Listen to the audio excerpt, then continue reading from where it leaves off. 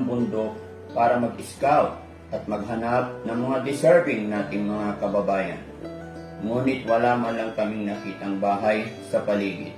Pero nagtaka kami at nagulat sa aming napansin na may isang batang babae na estudyante ang dumaan at patungo sa itaas ng bundok. Kaya sinundan namin kung saan patungo ang batang estudyante. At nang dumating kami sa tuktok ng bundok, nagulat kami na may merong isang bahay na yari sa kawayan at isang kubo na kung saan doon dumiretso ang babaeng estudyante. At kalaunan ay napansin na rin namin ang isang lola na umakyat at may dalang kahoy.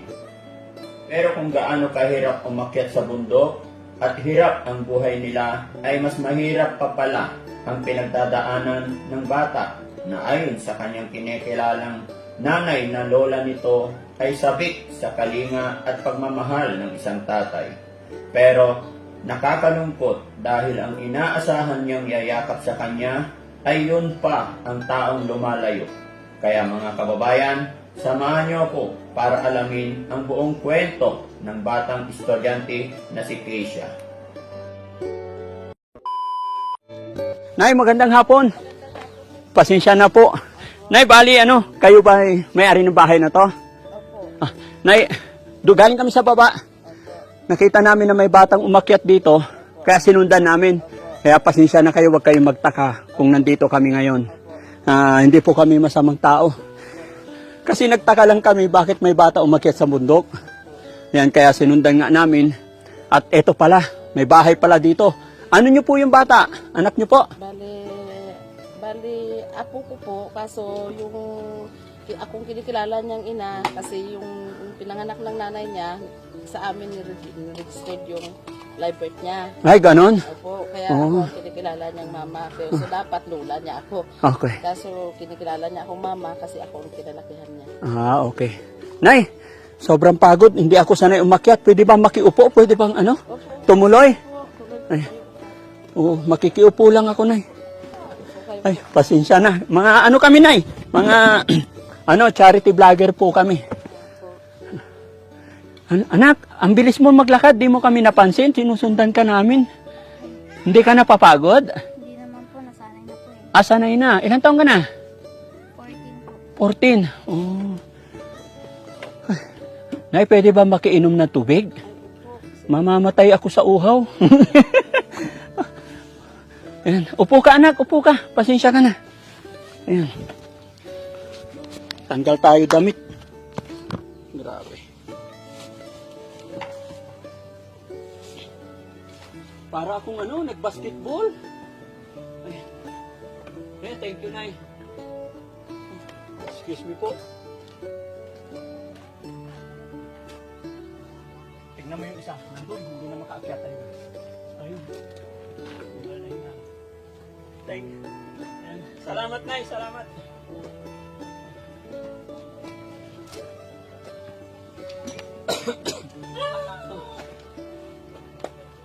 Hinga lang ang konti. Nay, pwede ka bang umpo dito? Makipagpintuhan lang ako sa inyo. Okay lang? Tabi kayo ng anak mo po. Sige, lapit mo konti, Nay. Ayan. Ayan. Okay. Nay, okay lang. Idikit ko sa inyo tong mic. Okay. Ayan. Anong pangalan ni Nanay? Ophelia po. Nanay Ophelia. Opo. Tapos si baby, ikaw? Aisha. Aisha? Aisha. Aisha. 14 years old. Tama. Si nanay, ilang taon na po si nanay? 52 po.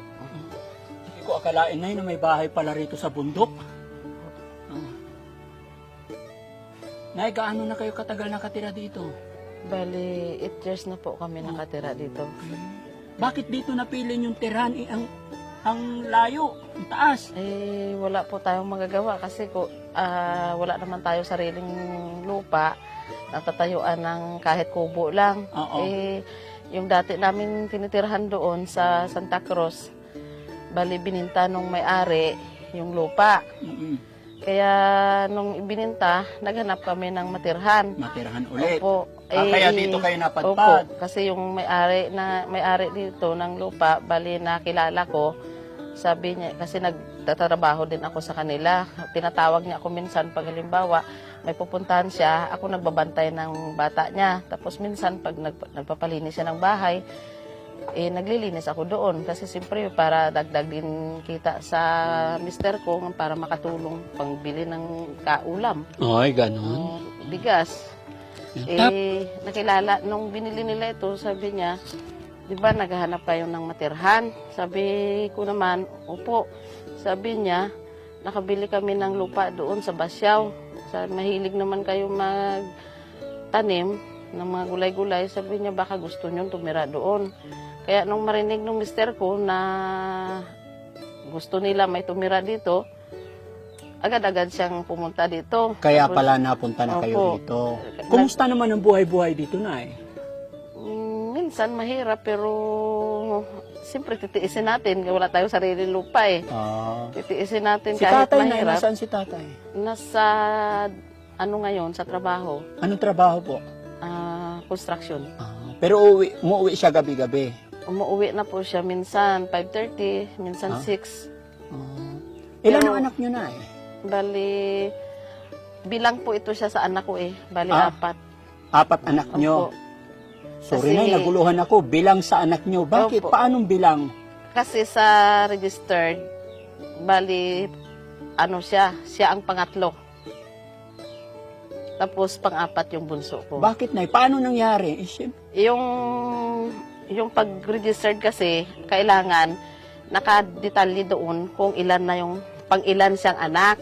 Sabi nung nagpaanak sa mama niya, sabi niya, kung sa akin daw, sa amin daw, i-register, dapat ibilang sa amin kung ilan na ang anak ko. Nay, linawin mo nga sa akin, siya ba ampun mo? Hindi, kasi apo ko po siya. Apo. O paano naging bilang anak niyo po? Kasi, Pwede ba ikinto mo paano nangyari? Bakit? nung i-registered na siya, sabi nung midwife, Nay, kanino po talaga anak tong bata? anak po ito ng panganay ko. Tapos? Kasi, nung pinanganak siya, takot siya na walang kilalaning ama ito. Kasi disgrasya nga lang siya. Na-disgrasya lang. Nadisgrasya yung anak niyo po. Opo. Ibig sabihin na anakan niyo anak niyo. Opo. At siya ang bunga. Opo. Okay, sige po na. Nung pinanganak na siya, sabi nung midwife, kanino daw i-registered? Opo. Sabi, siya ang tinanong, yung anak ko. Sabi niya, Auntie said, kay mama na lang, kay papa. Ngayon, nagtanong yung midwife na sabi niya, ano ba, Pel, bali pang pila siyang anak. Sabi ko, 2 lang naman palang anak ko. 2 pa lang yung anak ko noon. Nung time na yun, 2 pa lang anak 2 niyo. pa lang. Sabi niya, kung sa inyo i-registered, ibilang ito sa mga anak mo. Sabi niya, pang-3 daw siya. Pangatlo. Opo. Kaya bilang siya sa anak ko, hindi siya bilang na apo. Opo. Bilang siya Nakabilang sa oo, anak. sa anak. Muntik akong naguluhan. Pero okay, nagets ko na. Opo. Oo. Kumusta ka naman, anak? Okay naman po. Kailan mo nalaman na ganun nangyari? Nung nagtataka po ako, bakit po kasi minsan binubuli po ako.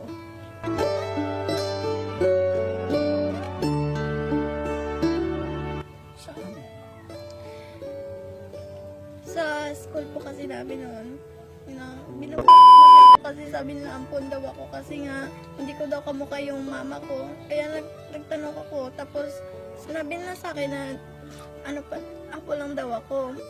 Naintindihan ko naman po. Naintindihan mo nung sinabi nila sa'yo. Opo. Anong naramdaman mo nun?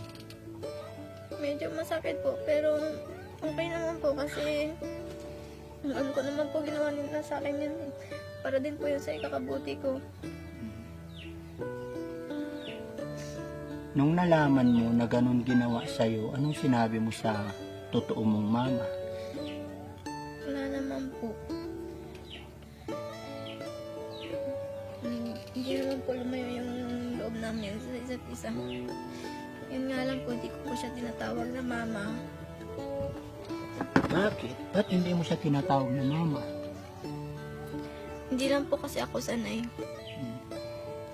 Kasi po, kinagisnan ko nga po yung lola ko po, natawagin ko pong mama.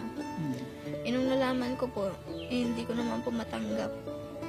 Kaya po, hindi ko po siya tinatawag na mama.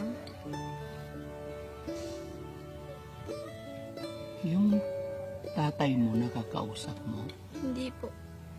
kahit minsan di mo nakita. Hindi po. Gusto mo rin bang makita yung tatay mo?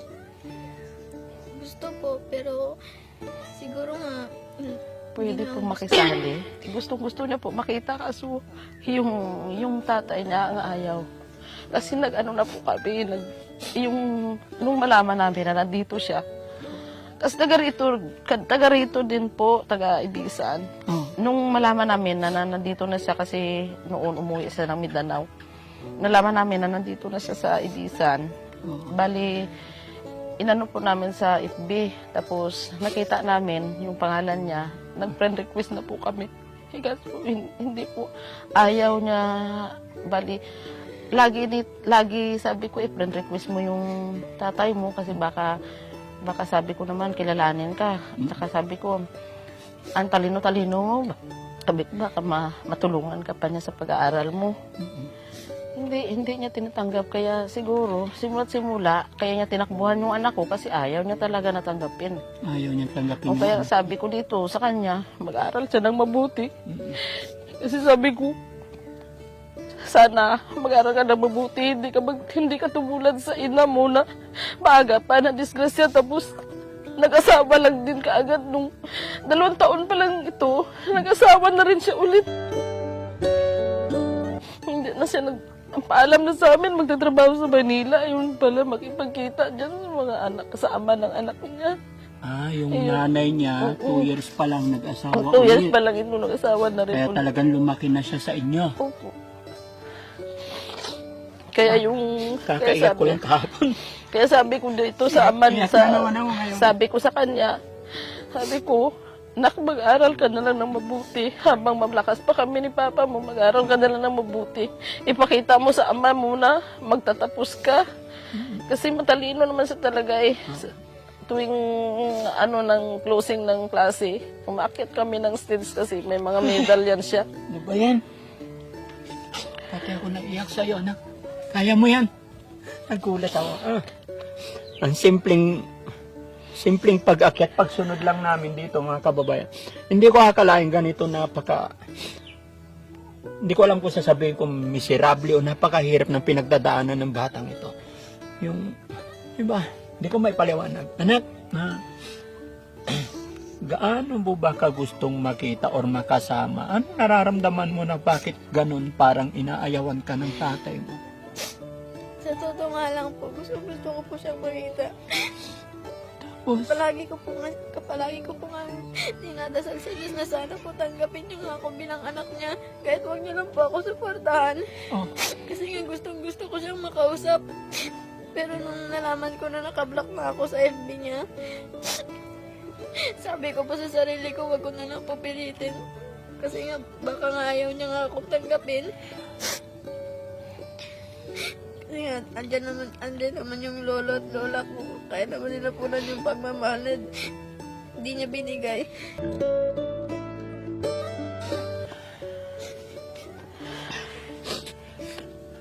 yung mama mo naman, nagkakausap naman kayo. Opo. Ilan na anak ng mama mo ngayon? Dahil sabi ng lola mo, nag-asawa na siya. 4 po. 4. Sige anak, naintindihan ko, nararamdaman ko anak, yung pakiramdam na hindi kasama yung totoong magulang. Yung pinagdadaanan mo ngayon, relates sa pinagdaanan ko. Magkaiba nga lang is anak ka sa pagkadisgrasya. Ang pinakamasama, hindi ka tinatanggap ng tatay mo. Pero mapalad ka kasi nandyan ang lolo't lola mo na tumayo bilang magulang mo. Ha? Ngayon anak, kung sakasakali nandito ang tatay mo, anong sasabihin mo sa kanya? tanggapin niya na ako bilang anak niya. Masakit naman po kasi sa akin na lumaki ako walang tatay. Tapos nung nahanap mo na siya, parang baliwala lang sa kanya. Kahit wag niyo naman po ako suportahan, okay lang sa akin yun. Makilala ko na siya, makita ko, makausap. Okay na po sa akin yun. Ay, tubig, painumin niyo yung bata.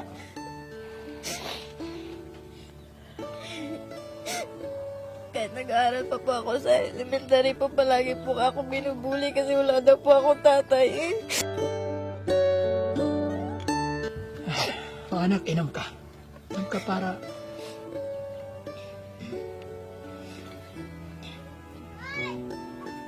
Sakit sa dibdib, mga kababayan. Ganito yung mga bata. Nay, ikaw naman, Nay, ano ang gusto mong sabihin sa ama ng bata? Baka may gusto kang sabihin, alam ko, I'm sure, maririnig niya tong usapan natin. Ang gusto ko lang naman po sabihin sa kanya, simula pa po, na sana, kung hindi niya gusto na anuhan yung responsibilidad niya bilang ama, sana ngayon na malaki na, sana magpakilala man siya nga ama, kasi kahit nandito kami, nagtatanong pa rin sa bakit maano ba ang mali na ayaw ako tanggapin ng tatay ko. Siya ba talaga tatay ko? Sabi ko, hindi ako anak. Tanungin mo yung tunay mong ina. Oo. Kasi siya ang nagbuntis sa'yo. Natanong mo ba sa nanay mo kung sino talaga ang tunay mong ama? Opo, Anong sabi niya? Siya talaga yon. opo. Kinukulit ko nga po yan dati. Sabi ko po, siya ba talaga? Ba't ayaw ako kausapin? Ba't ayaw ako tanggapin? Ingit na ingit nga po ako sa mga kapatid ko kasi nga sila may tatay. Tapos ako wala. Kilalanin niya lang na anak. Hindi man kami mag-aano sa kanya, hindi man kami hihingi ng suporta. Kasi kahit pa paano, tinataguyod din namin na makapag-aral siya. Kahit anong trabaho, ginagawa din ng lulo niya, ginagawa ko. Ano yung pangalan mo ulit? Araw-araw nagkakayod ako ng balingho, ng kamuting kahoy. Pinapadala ko sa kanya, nagtitinda siya ng puto. Alam niyo mga kababayan, no? Bawat bigkas, bawat salitan lumalabas sa bibig ni Aisha, tagos talaga sa puso ko. Nararamdaman ko yung hirap ng isang bata na naghahanap ng kalinga ng isang magulang. Yung comfort ng magulang. Napakasakit talaga, tagos talaga sa... Kung kanina pag-akyat ko mga kababayan, dumadagundong yung dibdib ko sa pagod. Pero mas masakit yung nararamdaman ko ngayon na marinig sa isang bata na hinahanap niya yung kanyang tatay. Tao sa pinakamasakit doon, sa kanya manggaling mismo na itinatakwil siya. Kaya kabayan, ayaw kong banggitin po yung pangalan para hindi tayo makasira, no? Alam ko at mapapakinggan mo to, kapatid. Narinig mo ang sinabi ng anak mo. Kahit di mo na lang suportahan. Bilang anak, iparamdam mo lang para maging masaya naman tong anak mo.